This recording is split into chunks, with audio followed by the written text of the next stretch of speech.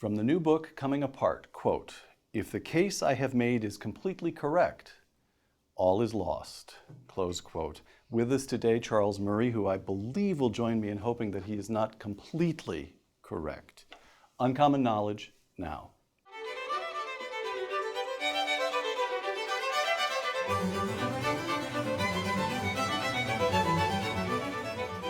Welcome to Uncommon Knowledge, shooting today in Washington, D.C. I'm Peter Robinson. One of the country's leading social scientists, Charles Murray is a longtime fellow at the American Enterprise Institute, right here in Washington, author of books that include Losing Ground, What It Means to Be a Libertarian, In Our Hands, A Plan to Replace the Welfare State, and The Bell Curve. Dr. Murray has just published Coming Apart, The State of White America, 1960 to 2010.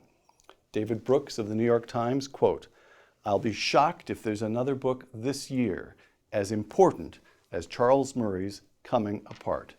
Charles Murray, welcome. Thank you, Peter. Segment one, What We've Lost. Coming Apart, quote, "November 22nd, 1963 became the symbolic first day of what would be known as the 60s.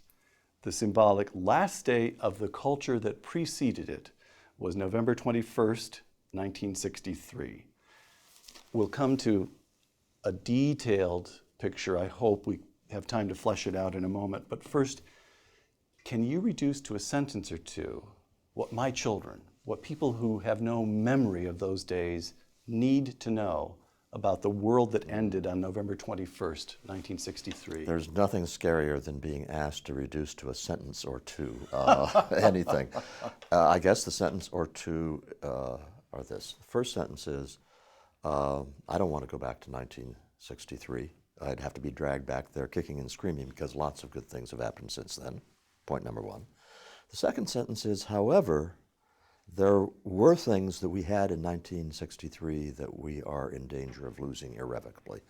And that is what is known as America's civic culture.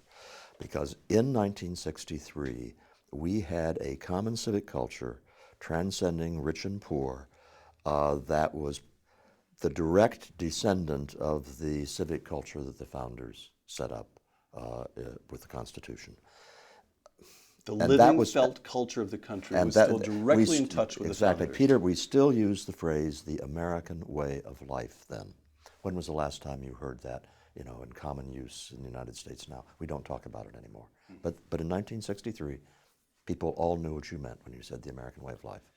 On November 21st, 1963, the state of the American family, marriage rates, illegitimacy rate. Everybody was married. Now, I'm going to refer in all of our conversations to non-Latino whites, and I might as well say quickly why I'm doing that. Please. I'm going to be talking about social problems. And when you do that, when you include everybody, the natural response is to say, well, maybe Murray's really talking mostly about problems that are located in the African-American community, right, or perhaps it's a problem of illegal immigration. Non-Latino whites, as the base of your numbers, concentrates the mind wonderfully, right, in terms of coming to grips with these problems, which I think it has succeeded in doing, judging from the reaction to the book. Anyway, you asked about marriage. If you had a high school educated, blue-collar person in 1963 who was ages 30 to 49, the odds were 84% that he was married, and the same, of course, for the women. In other words, it was the overwhelming norm. It was a little higher among the college-educated who were working in the professions. It was 94%, but it was the norm throughout society. 2010, you are down to 84% for the upper middle class, which is still quite high. You're down to 48% for the white working class. I mean, that is a sea change in a central cultural institution that has almost no precedent that I know of over such a short period of time. Anywhere in human history? I can't think of any where you've had such a central institution that's undergone such a profound change. November 21st, 1963, workforce participation. Oh, well, let's talk about guys, because women at that time still were expected to stay home and keep the house and all that. If you were a guy and you were in your 30s and 40s, you either were working or you were looking for work, or you had better have a really good excuse, like being completely, totally physically incapacitated. It was if you weren't working and not looking for work at that age group, you were a bum. Your parents would tell you that. Your siblings would tell you that. Your wife, if you had one, would be appalled at it. That was all very simple then. And again, November 21st, 1963, the state of religion in this country, or religiosity. That's a strange story because the church attendance had been going up since the 1920s, and it reached its apogee around the early 1960s. Across denominations? Across denominations. I'm talking about Christian attendance. And so it was very high at that point. Now, we don't have good numbers breaking down social classes and religiosity, but if I had to take a rough guess, you had about, well, we know for the whole population, it was about 50% said they had attended a worship service in the preceding week. That'll give you a sense of the degree of religiosity that existed then. And the religiosity is also connected to some basic sense of, you use the word often in the book, morality. These days, of course, we talk about ethics rather than morality. Yeah. But you quote, for example, the Motion Picture Code as it existed in 1963, quoted in Coming Apart. Motion Picture Code by which the major studios abided, quote, "The subject of abortion shall be discouraged, shall never be more than suggested, and when referred to shall be condemned," close quote. Taken for granted. You also did not show unmarried couples sleeping in the same room or any other way suggest that premarital sex was okay. Now, there were some movies in the early 1960s, including some I love, like Tom Jones, which got away with transgressing that code. Pressing the boundaries here. Yeah, they were pressing the boundaries, but that was the way it was supposed to be back then. Segment 2, Belmont and Fishtown. In Coming Apart, you present two fictional neighborhoods, having described the world in 1963, just before the assassination of John Kennedy, and having established that there's a widely shared set of cultural norms that you refer to as a civic culture. You then describe the present day and present two fictional towns, Belmont and Fishtown. Everyone in Belmont has been to college and works at a prestigious job. Everyone in Fishtown has no more than a high school diploma and works in a blue-collar or low-level service job. And your argument is that whereas lawyers and factory workers in 1963 inhabited the same America, Belmont and Fishtown are today might as well be in different worlds. Do you want to expand on that a little bit? Sure. As I mentioned in the previous segment, marriage in Fishtown is now down to 48% of adults ages 30 to 49 who are married. About a third of all males in that age group, white males in that age group, have never been married. And with that kind of change goes a collapse in other things as well, because we know that men perform a lot better in the labor market when they're married. It's not just that women choose men who are likely to perform well in the labor market. Men do better, as George Gilder instructed us many years ago when they were civilized by marriage. Social capital collapses. Social capital means what? Social capital means all the thousands of things that used to characterize this unique American culture whereby people living physically in proximity acted cooperatively to solve their problems and help each other. You knew the widow across the street, so you shoveled her driveway in the winter. Precisely. And she looked out for your little kids when they're playing in the front yard and you're busy in the back of the house. That's neighborliness. That kind of thing, and also more substantive forms where the guy next door has had a rough patch, has lost his job, is looking for a new job, and the neighbors step in and help, sometimes just money. Where all sorts of problems are solved without the bureaucracies, but it also includes the ways that parents get involved in schools, fund drives, going to city council to lobby for a four-way stop sign, that kind of thing. By the way, you should describe Belmont and Fishtown are based on what? Belmont refers to Belmont, Massachusetts, which is an affluent suburb of Boston, whereas it turns out, I didn't know this, Mitt Romney lives. And Fishtown refers to a neighborhood in Philadelphia that's been a white working class neighborhood probably since the Revolution. All right. Marriage in Belmont and Fishtown. Contrast those two. Fishtown, you've already said, fewer than 48%. half. And Belmont is still 84%. all right. And not only that, divorce is down. So you've got a very large proportion of those which are first marriages, intact families. Charles, is it fair to say the 60s come along and swamp Fishtown, whereas Belmont experiments with divorce and cohabitation and the sexual revolution, but then says, well, enough of that? That just fits the data really well, because marriage in Belmont declined until about mid-1980s, and then it stabilized. And with a variety of other things, it's as if the upper middle class kids had a real great time during the 60s. And during the 1970s, it got a little sleazy, and maybe they began to wonder whether this is really the right way to spend your life, and they straightened out. A lot of social norms at that point still remained in the following sense. We weren't prepared to call kids born out of wedlock bastards anymore, but it still remained that if you were an upper middle class young woman, it wasn't the done thing to get pregnant and have a baby. Plus, you had a lot of aspirations with your life that would be impeded by that. You moved down to Fishtown. They had the same experience in the 60s and 70s, but the social norms there did collapse. The stigma against such a thing as having a baby out of wedlock went away, and women in Fishtown didn't have nearly the same kind of future to protect. So it's as if the upper middle class has the resources to rebound from foolish behavior in ways that Fishtown did not. Industriousness in Belmont and Fishtown. Industriousness, probably the signature characteristic of Americans over history. This is what the world has marveled at. 1960, everybody worked, males worked.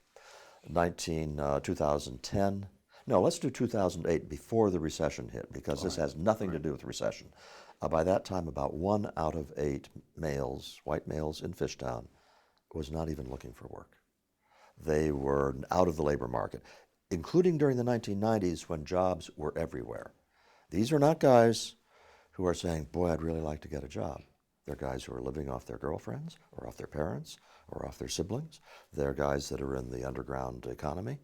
It is a fundamental breakdown among a minority of males in Fishtown in industriousness. Religion in Belmont and Fishtown. Fell like a rock. Now, in both. Well, it fell in both pretty severely. The United States has had a great increase in secularism across the board. But, and here's the surprising thing, it was always higher in the upper middle class than in the working class. Sort of goes against our intuitive understandings. And mind you, when I say upper middle class, I'm not talking about the elite, which I think in some later segments we will talk about. I'm talking about the top 20% of the population. By the time you get to 2010, you're looking at a proportion of people who report that they both attend church regularly and have a strong affiliation with their faith that is down to 1 out of 8 people in Fishtown, which means really they're such a small minority at that point, they're increasingly seen as oddballs. Right. Segment 3. How did this happen? In Coming Apart, you identify specific developments that have created, quote, a new upper class that increasingly lives in a world of its own, close quote. One factor that you cite is, again, I'm quoting you, the increasing market value of brains, close quote. The central thesis of the bell curve, which Dick Herrnstein and I published almost 18 years ago. Are you kidding? I would have said 10. 18, yeah, it's 18 years. And that is simply a phenomenon that has permeated the advanced West, and for that matter, the advanced Asian countries. It is simply a lot more valuable, let's say, to have very high ability in mathematics than it used to be. I mean, what could you do if you were a pure mathematician in the 1920s? You could become a college professor. Teach. I will give you a whole lot of quant funds that will make you rich beyond your wildest dreams if you're a fine, pure mathematician today. That's one example of many whereby brains are worth more in the marketplace. So smart people pull away from people of average and below average intelligence.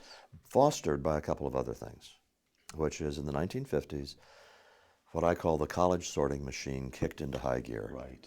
Harvard in 1952 was a place with a lot of rich kids and a few smart ones. By 1960, it was a place with a lot of smart kids and a few rich ones, and that was going on in Yale, Dartmouth. The SAT sort gets established when? When do the fancy schools begin? The 1950s. 1950s. I have the specific numbers in the book, but in effect, the average Harvard freshman's SAT verbal score went up by more than 100 points over that period. All right. And then, to me, the most striking factor that you name, homogamy, or is it homogeny? I'm not even sure how to pronounce it. I call it homogamy, but... homogamy. Homogamy to you. So, explain what you mean by that. Used to be that people got married and they were looking for people that they loved and got along with, and people who got their jokes, but they were fishing in a very small pool. So the really bright guy who gets to be rich probably either married the girl next door before he got rich, who's likely to be of fairly average intelligence, or he got married to the woman he meets at the country club after he gets rich, who also is not particularly likely to be bright. Who does that same person get married to today? He's been to Harvard, and he's been to Harvard Law School, he's practicing law. He marries the woman that's across the table for the other law firm, and she has an IQ of 135 too. And this has been going on a huge scale. And that means we don't need to argue about genes versus environment here. For whatever reasons, it is a statistical reality that there's a strong correlation between parental IQ and child IQ.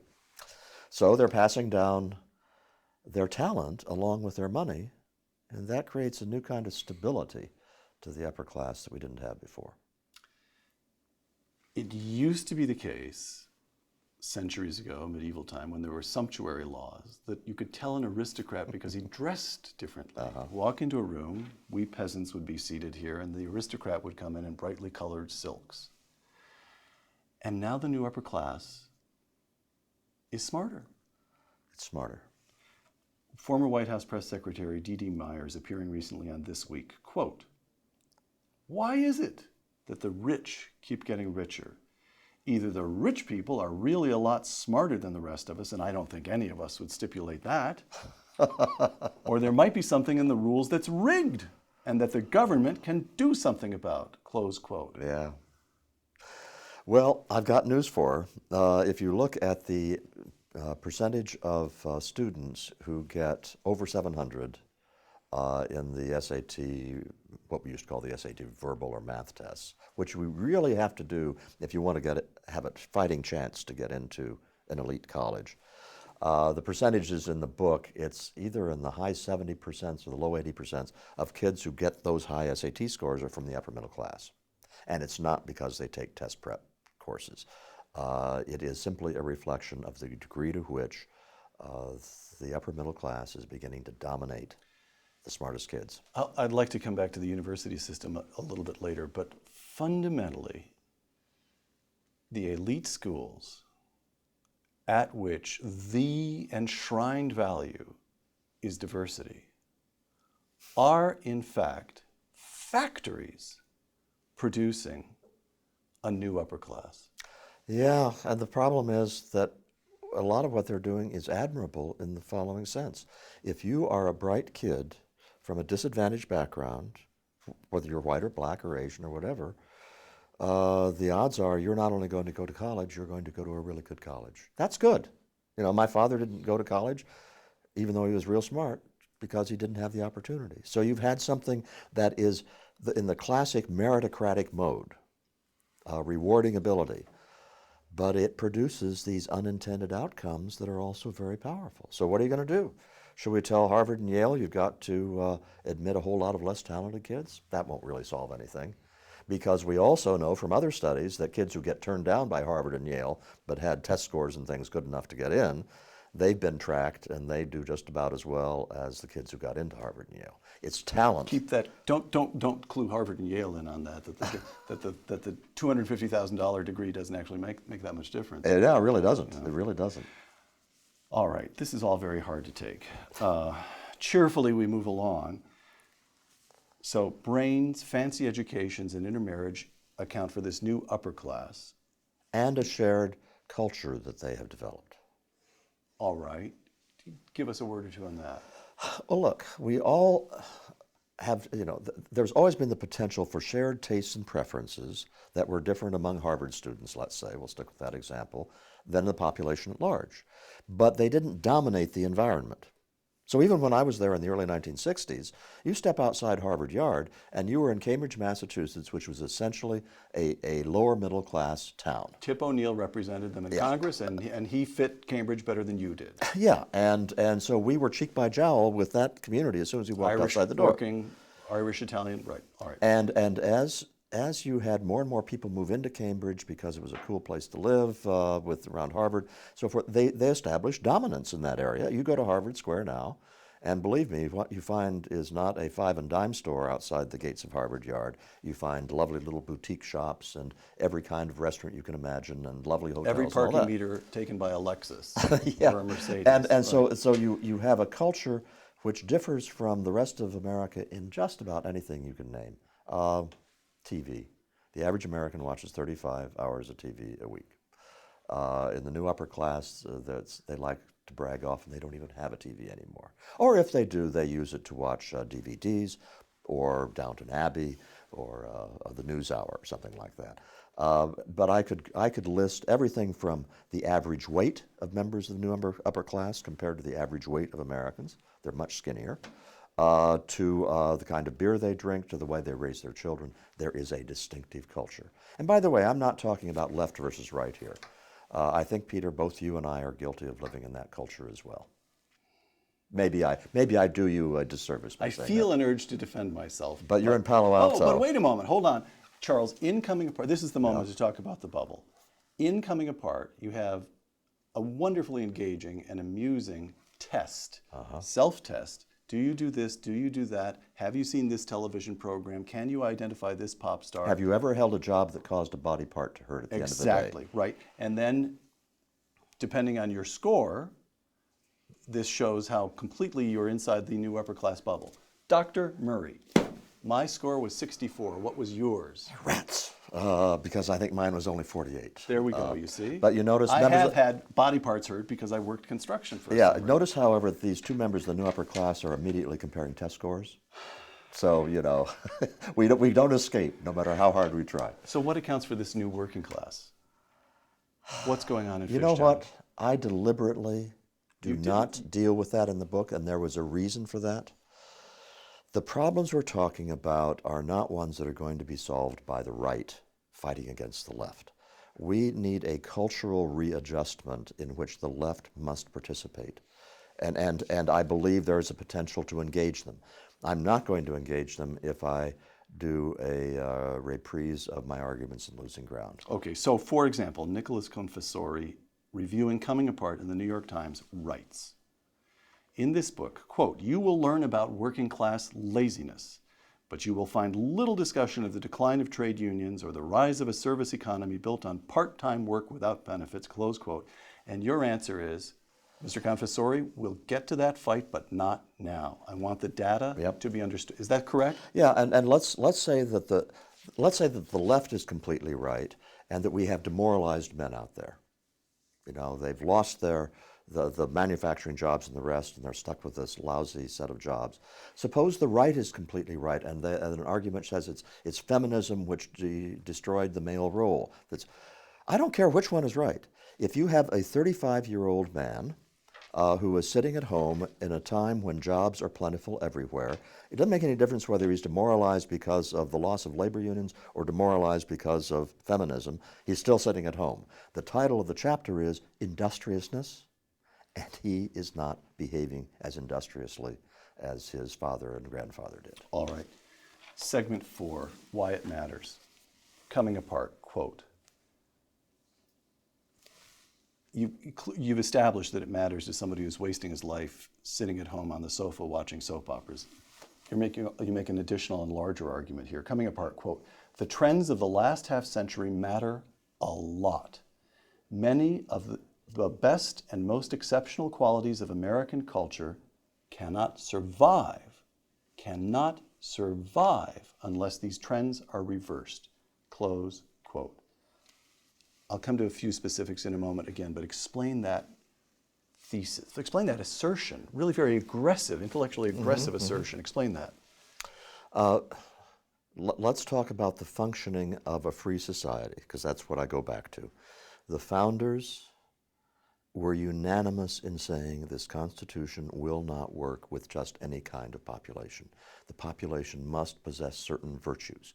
And this was Virtues. not virtues. This is not just one or two founders who said this. They all did. And they also focused on four that were crucial. All of them agreed. There were others that they had in the list, but these four were central. The integrity of marriage, industriousness, religiosity, and plain American honesty. And they said, without those, you cannot have a self-governing population. The trends that I describe in Fishtown are in effect saying that the virtues required to be a self-governing community are slipping toward a tipping point beyond return. And at that point, we will have a permanent lower class that is different in kind from a lower class that the United States has had before, in that it is both sizable and it is no longer participating in American institutions. So you will have an upper class that will still be living a fine life, and the middle class will be doing fairly well, but something very fundamental to the universality of being an American, the embrace that it intended to have of all people, that'll be gone. And that is going to be a huge loss. It's also going to induce the creation of an extensive welfare state far beyond the one we have now. From Coming Apart, a few statistics, Charles. I'll just run through a few of those you present. Voted in the presidential election, down 22% from 1960 to 1996. Attended a public meeting on town or school affairs, down 35% from 1973 to 1994.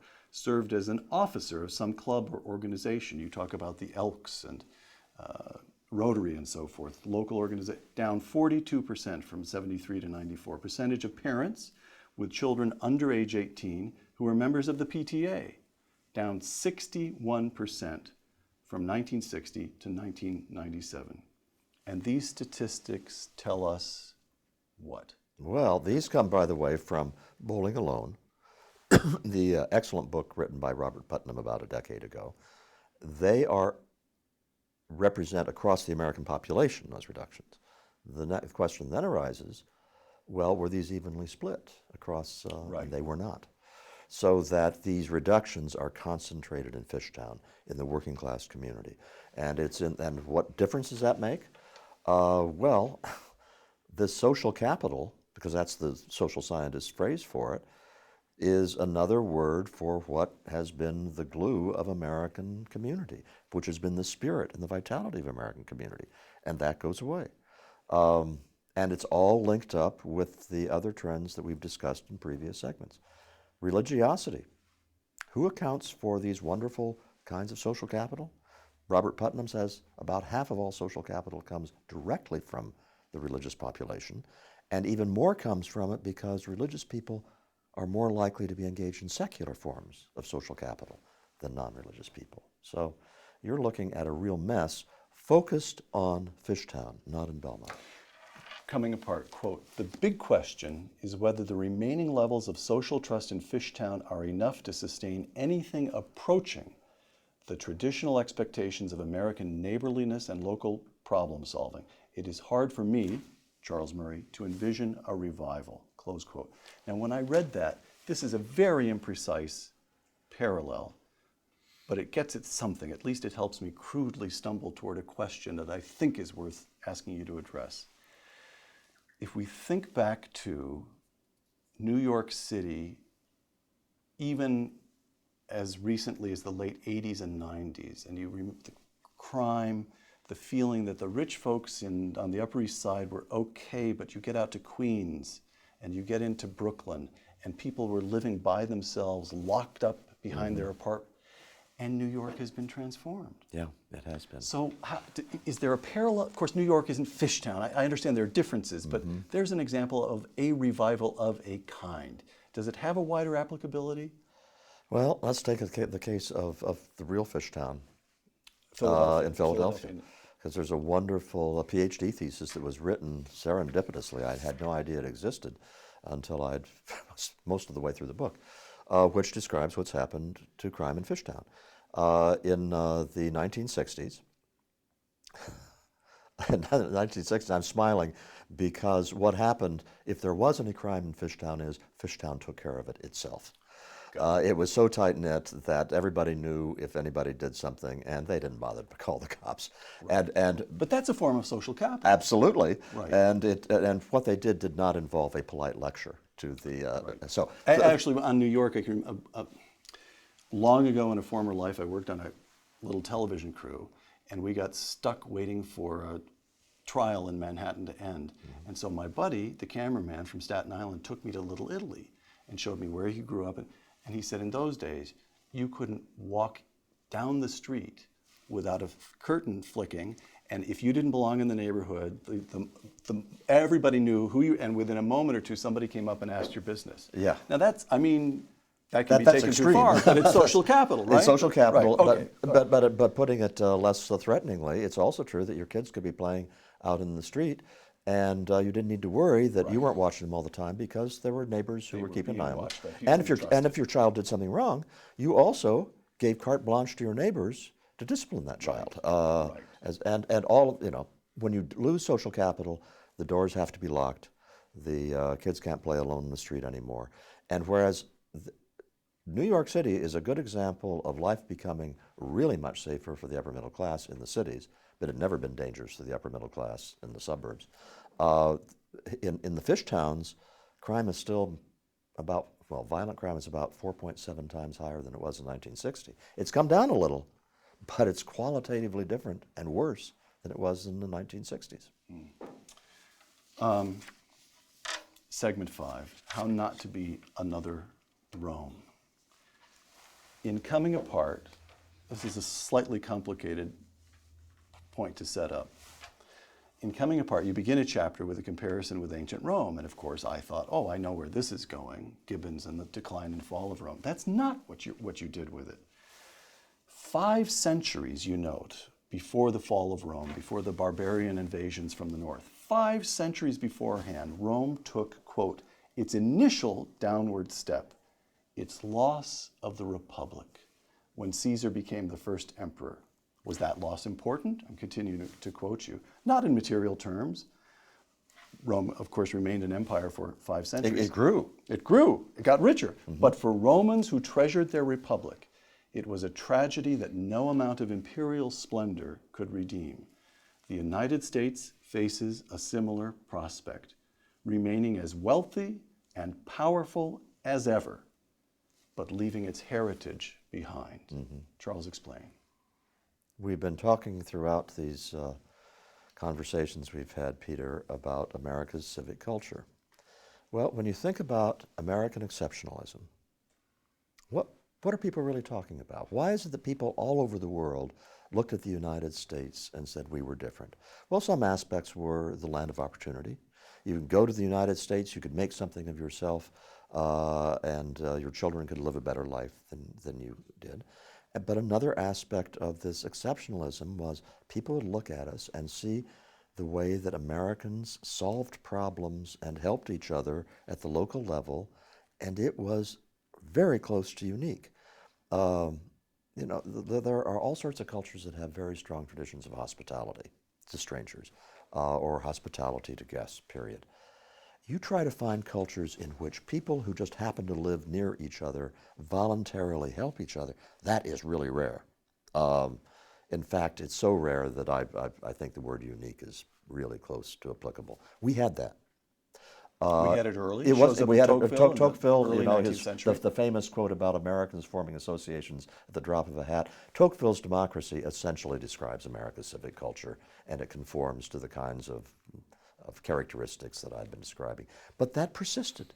Marvin Olasky, in his book, The Tragedy of American Compassion, published many years ago, has this wonderful compilation of organizations in New York City from the churches, from the Protestant churches. And it's talking about dozens of centers for educating disadvantaged children. You can go through, it's just an incredible inventory. of things that were done, and that's just the Protestants. Leaves out the Catholic diocese and all of the stuff it was doing, the Jewish activities, leaves out all the secular. It's this cornucopia of stuff that was going on. And one reason you feel this so deeply is that you experienced it. Yeah, I lived in Small town, small wasn't town small, Iowa. but it was small town Iowa. 15,000 people. All right. And I experienced exactly that kind of civic culture that has existed there. But I want to emphasize, Peter, it also existed in neighborhoods in large cities. So it's not urbanization that prevents this from happening. It is other kinds of causes, but whatever those causes may be, that civic culture is unraveling mostly in one segment of American society. So this has been a long, rambling response to your question. No, I find it all alarming and moving. But it's why we're losing something that is irreplaceable. And you identify the difficulties in Fishtown, folks who are not getting married, who aren't doing well, many of whom are out of the workforce. And then you say, is there hope that the new upper class, these people of unprecedented wealth and privilege and education and brains, will do the decent thing and try to redress this? And you know what? You're not at all sure. Yeah, I'm not. In Coming Apart, quote, my proposition is that the hollow elite, imagine working through 4 years at a fancy school and then getting called hollow by Charles Murray. My proposition is that the hollow elite is as dysfunctional in its way as the new lower class is in its way. Personally, and as families, its members are successful, but they have abdicated their responsibility to set and promulgate standards. Close quote. Well, explain yourself. We are now in the age of non-judgmentalism. You go to any college campus and you try to engage the students there in a discussion of right and wrong. And excuse me, Dr. Murray, you mean appropriate and inappropriate? Inappropriate, or relative to the situation that we, and who are we to prescribe to others? Well, here's the problem. Every vital civilization, and I'm drawing actually on the work of Arnold Toynbee here, who wasn't right about everything, but I think he was right about some very important things. Civilizations. Toynbee is a famous historian who compares more than 20 civilizations across the long sweep of history. The works. It's 10 volumes, 10 volumes for the whole thing. Early 20th century? I'm trying No, mid-20th century. Mid-20th, all right. Yeah, and it's an incredible work of erudition. But anyway, he says, look, the sign of a growing culture, a vital culture, is a dominant creative minority, as he calls it, who set the tone. And the rest of the society follows along. And this creative minority is confident, it's energetic, and then when you have a declining civilization, the creative minority becomes a dominant minority, still runs the country, but it no longer has the confidence in its own rightness and of what it's doing. And that's what I think I see happening in the United States. Okay, so fumbling around to understand the argument, a couple of examples come to mind. One in its way commendable, the other not commendable ever. And the one that was for a time in its way commendable is the British, 19th century British. Make what you will of colonialism. There's verve and self-confidence. And then by about the 30s, they've lost their own self-confidence. Yeah. Is that right? Yeah. That's what you mean. It's one of the most dramatic examples, and Gertrude Himmelfarb's book, The Idea of Poverty, is a wonderful source for this. The British upper class, no, not the aristocracy, the upper middle class. It's the colonels, not the generals, the Victorians. but The Victorians. Right. They propagandized the whole country into buying into their system of morals. And as a result, you had this incredibly rapidly urbanizing society, which actually experienced falling crime during the same period of its most dislocating urbanization. When you presented a letter of recommendation when you were seeking a new job, it was called your character. Queen Victoria, we have in her diaries, one of the first diary entries after she becomes queen at the age of 18, she writes, I will be good. I will be good. Peter, I'm so glad you used that word because it brings out another point I want to emphasize with the hollow elite. What do we teach our children now? We teach them to be nice. We teach them to share their toys, not to hit each other and so forth. The idea that being good is a thing that you aim toward with all of the self-discipline, the thinking ahead to long-term consequences, and the rest that being good requires. The remorse, which you rightly experience when you've done something bad. Something bad. All of these things are not part of the raising of our children. We want them to be nice. Being nice is a way of moment to moment not creating trouble. It is not a way of inculcating standards of behavior that will get you through tough times. And that's a major part of the hollowness of the elite. Coming apart, quote, here's the way to solve the problem, quote, over the course of the 20th century, Western Europe developed an alternative to the American model, the advanced welfare state, that provides a great deal of personal freedom in all areas of life except the economic ones. You write that more and more Americans, including, quote, prominent academics and the leaders of the Democratic Party, close quote, believe we should embrace the European model, improving life in Fishtown by expanding the welfare state. Well, why not? The new upper class has gotten so rich, tax them a little more, just take care of people in Fishtown. Right. What harm can that do? Yes. Well, what harm can it do? It goes to the pursuit of happiness. And if you take happiness seriously as a concept, and I use Aristotle as my guide for that, you're talking about lasting and justified satisfaction with life as a whole. And you ask yourself, now what is it that gives people lasting and justified satisfaction with life in a whole? And it has been my argument that I've been writing about for many years, that basically you've just got 4 domains within which that happens. And those are family, faith, community, and vocation.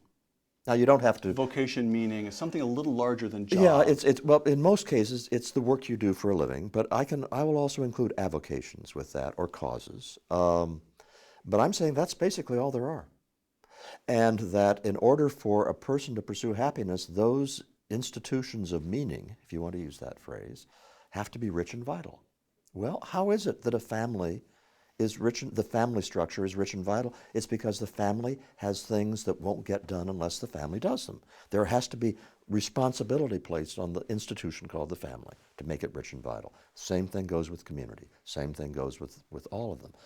And what the welfare state does, in my view, and I reserve all of this for chapter 17, so that my friends... You don't pick a fight until the last moment. My friends on the left can read the whole book, and I tell them you are absolutely free to read everything so far and say what he's really done is make a case for a redistributionist state. Okay, that's fine with me. But in chapter 17, I say the problem with the welfare state is it drains the life from life.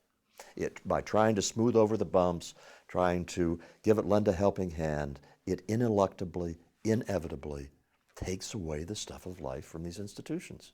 And those are as essential for a person in Fishtown as they are for a person in Belmont. So what do we do? What's the Marie You would ask that, wouldn't you? Everybody wants to know the solution. Well, I will tell you what the solution is not. It is not a system of domestic service where we draft all young people and send them out to mix with each other. That won't work. It's not a renewal of the draft. It's not government regulations. You're not going to force these two cultures to mix. It's not a matter of just me being a libertarian and horrified by that prospect. It's a matter of me, who made his living as a program evaluator, saying, ain't going to work. Here's what has to happen before we even have a chance at a solution. We have to have a cultural shift in our attitude toward what's going on. That means, for example, for the people encapsulated in their enclaves, their super rich, super well-educated enclaves with their own culture. The super zips. The super zip codes. They've got to figure out, do you really want your children to grow up as hothouse flowers? Do you really want your children to be unaware of this rich panoply of life that is out there in America that right now they have not an inkling about?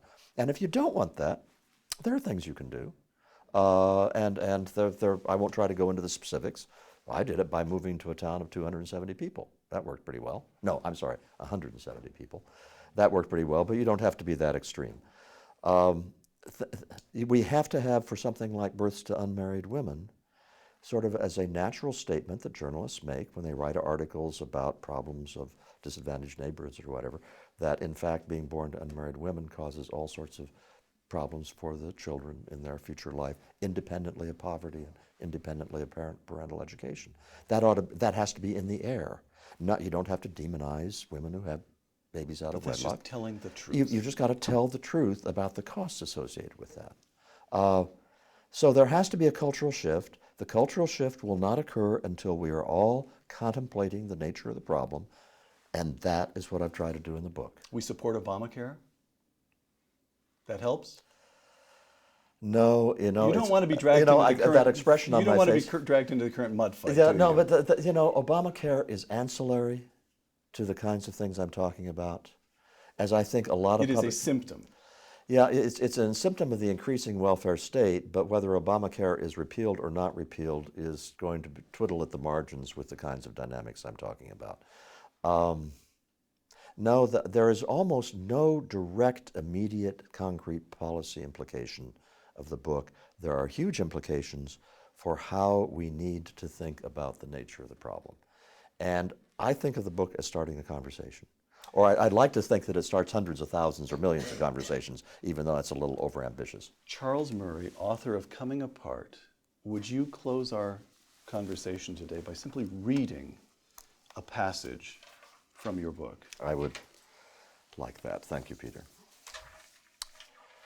A man who is holding down a menial job and thereby supporting a wife and children is doing something authentically important with his life. He should take deep satisfaction from that and be praised by his community for doing so. If that same man lives under a system that says the children of the woman he sleeps with will be taken care of whether or not he contributes, then that status goes away. Taking the trouble out of life strips people of major ways in which human beings look back on their lives and say, I made a difference. Raising a family, supporting yourself, being a good friend and a good neighbor, learning what you can do well and then doing it as well as you possibly can, providing the best possible framework for doing those things is what the American Project is all about. When I say that the American Project is in danger, that's the nature of the loss I have in mind. The loss of the framework through which people can best pursue happiness. Charles Murray, author of Coming Apart, thank you. It's been my pleasure. For Uncommon Knowledge, I'm Peter Robinson.